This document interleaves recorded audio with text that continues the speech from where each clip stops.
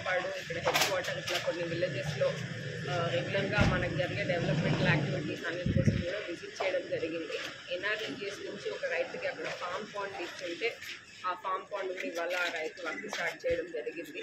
తర్వాత మనకి ఇప్పుడు ఏదైతే సీసీ రోడ్స్ అనేది అన్ని మండలాల్లో కూడా శాంక్షన్ చేయడం జరిగింది ఎన్ఆర్ఈజిఎస్లో, అది మనకు సంక్రాంతిలోపు పూర్తి చేయాలి కాబట్టి ఆ వర్క్స్ కూడా ఆ విలేజ్లో అయితే సీసీ ఆల్రెడీ చేసేస్తున్నారు. సో మేబీ ఒక 20 days 30 daysలో క్యూరింగ్ పీరియడ్ అయ్యాక వర్క్ కూడా కంప్లీట్ అవుతుంది. తర్వాత మనకి ఈ పండ్రపాడు దగ్గర కూడా మనకి ఇప్పుడు జిల్లాలో ఒక 200 అంగన్వాడీస్లో సక్షం అంగన్వాడీ అని డ్రింకింగ్ వాటర్ రెసిడెన్షియల్ స్కూల్ కూడా మొన్న జిల్లా పరిషత్ మీటింగ్లో వాటర్ సమస్య ఉంది అని డిస్కస్ చేస్తే అది కూడా చూడడం జరిగింది.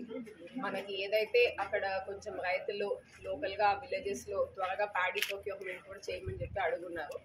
మనకి ఇప్పుడు ఆల్రెడీ రాష్ట్ర ప్రభుత్వాలు వర్షం ఉంది కాబట్టి ముందస్తుగానే మాయిశ్చర్ కంటెంట్ కొంచెం ఎక్కువ ఉన్నా ప్లస్ జీపీఎస్ రిలాక్స్ చేసి కూడా ఇవ్వడానికి సిద్ధం అవుతున్నారు. మనకి సాయంత్రంలోకి ఇన్స్ట్రక్షన్స్ రాగానే అవి కూడా పూర్తిగా మనము తరలించడం జరుగుతుంది. సో రైతులు ఎవరు కూడా ఆందోళన లేకుండా ఖచ్చితంగా ప్యాడీ ఏమున్నా మనకి వర్షంలో తడవకుండా ముందే మిల్స్కి వాటికి లిఫ్ట్ చేయడం జరుగుతుంది.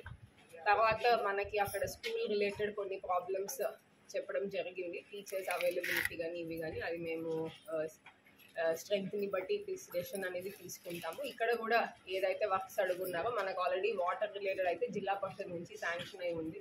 సో ఫిల్టర్ బెడ్స్ అట్లా ఆర్ఓ ఇంకా అవన్నీ కూడా ఇంప్రూవ్ చేస్తారు.